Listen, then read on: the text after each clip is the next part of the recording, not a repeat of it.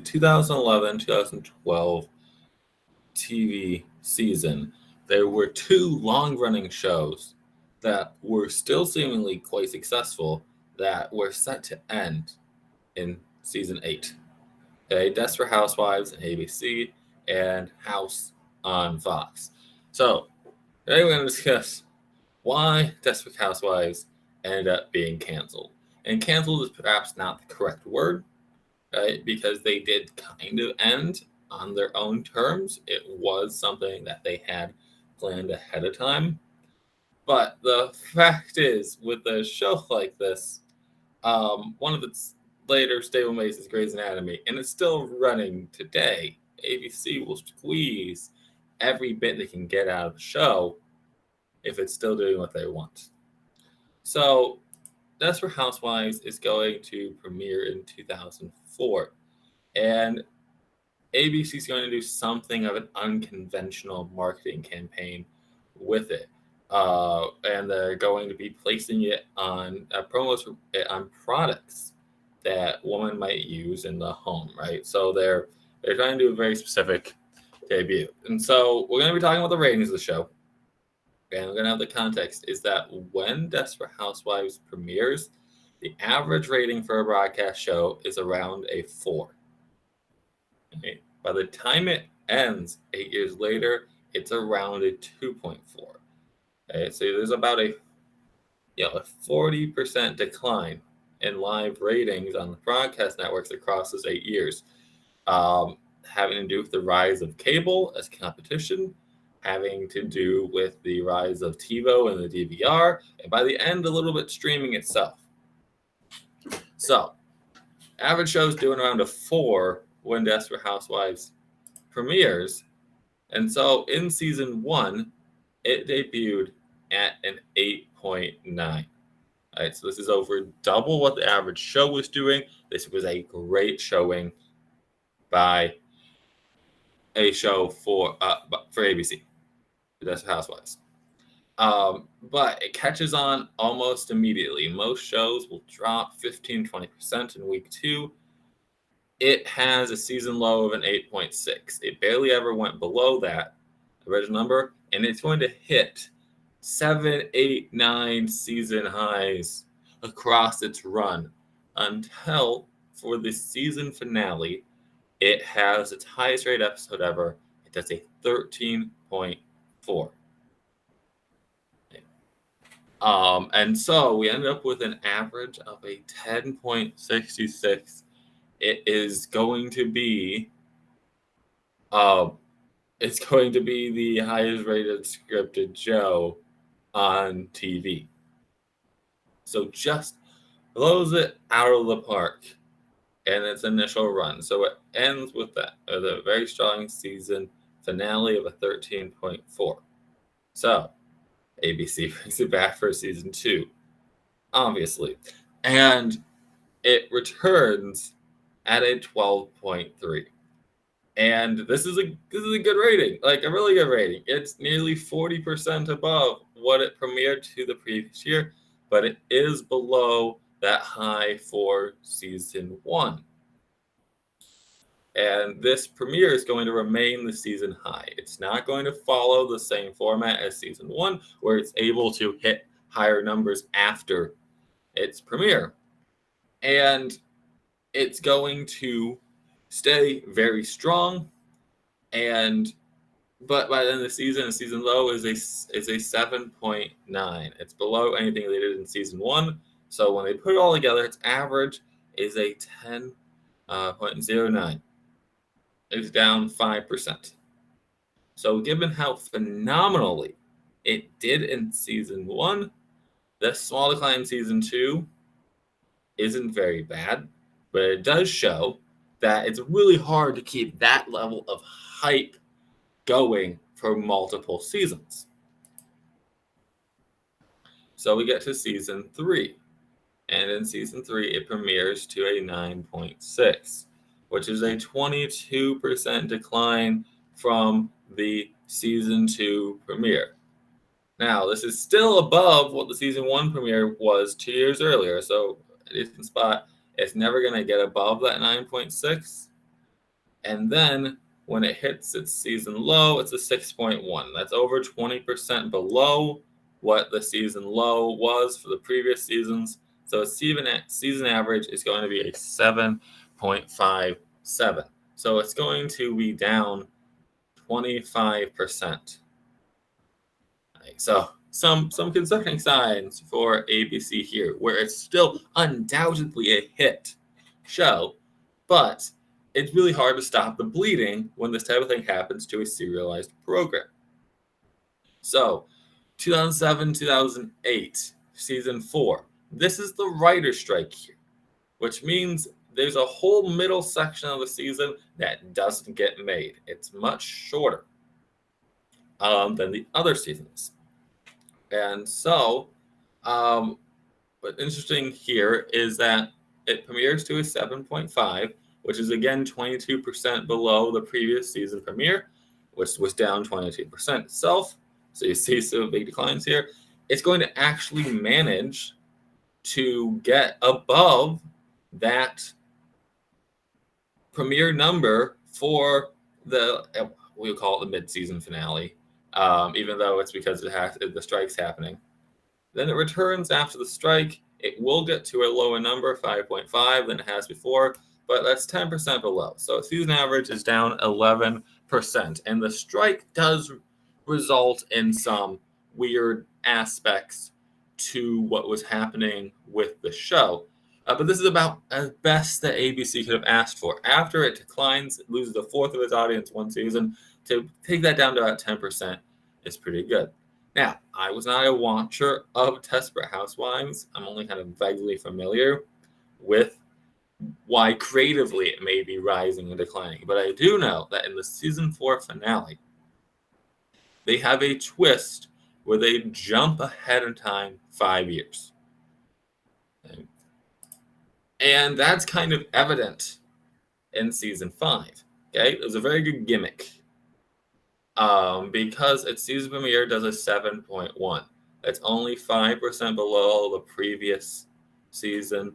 It's way above anything it had done since the writer's strike. But that's going to remain the season high. It's not going to rise above like it did the previous season. And then it's not going to be sustainable. Right?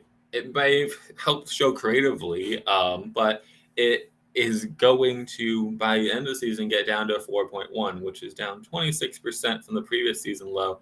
So as a whole season, it's a 5.29. It's down 21%. Now, during this time, TV ratings themselves are dropping 8 to 10% every year, right? But this is dropping more. So you get to season 6, and you can see kind of the hype that was from the time jump before, because the season premiere is a 4.7. It's down 34% from the previous premiere. It is able to rise up and actually hit a season high in the middle of the season at 5.3, but even that's down about a quarter. And then it's down into the threes by the end of the season, just 20% below the previous low. So its season average is a 4.25, down 20%. The previous year, the season low was a 4.1. And then the season average next year is barely above this. And so it's still at a point where it's a hit show. But instead of being 3 or more times above what the average show is doing, it's now only just a little bit or possibly below 2 times what the average show is doing. And the cast is getting cheaper. All right, then we get to season 7. All right, and it looks like they might be able to get some relief here. Its season premiere is a 4.3. It's down 9%. The next week, it rose to a 4.4. All right, still not the same level season high, but by the end of the season, it does get into the 2s. It's a 2.7, down 18% from the previous low. So season average is a 3.46, down 19%. So again, we're having season after season where around 20% of the audience is leaving it. So once we get to the final season, let's announce the final season. Again, by 2011, the average rating for a show is about a 2.4, somewhere around there, right? And so it would be unrealistic to expect this show to be still putting up ratings that were over a 10, right? If the show was able to be putting up ratings that were like a 6, it would be relatively as impressive, but it wasn't. So this is the announced final season. And here's the other thing that's going on with this, is that for its entire run up to this point, it is aired 9 o'clock Eastern time on ABC. Almost every episode, except for 2-hour episodes, which sometimes went into 10, after a block of very family-friendly programming. America's Funniest Home Videos at 7, followed by Extreme Makeover Home Edition at 8. And in season 8, its lead-in is going to get replaced with Once Upon a Time. And Once Upon a Time is going to have an incredibly successful first season. And it's not really going to help Desperate Housewives out. And it's going to put the housewives in a very weird position they hadn't been before, in which they aren't growing from their lead-in. Basically, every episode they had ever had, they had done better than the show leading into it. So even if there had been decline, it was like, yeah, but what else are you going to put here that's doing better? So you have the season premiere, which is a 3.2, right? And it has a really hyped thing airing after it, which is Pan Am, right? Which itself does a 3.1, only almost holding all of it. Now, it still does have Extreme Home Makeover as the lead-in for the first couple weeks. Then, in late October, Once Upon a Time premieres to a 4, and it's playing into the 3s. So, season high is a 3.3, which is the final episode of Desperate Housewives. So, for its series finale, it manages to get a 3.3, which is below the season average of season 7. You can see where this was going. It gets all the way down to a 1.8. And the specific context for when that happens, it airs an episode into the Grammys, which it had done before. Okay, that part isn't new.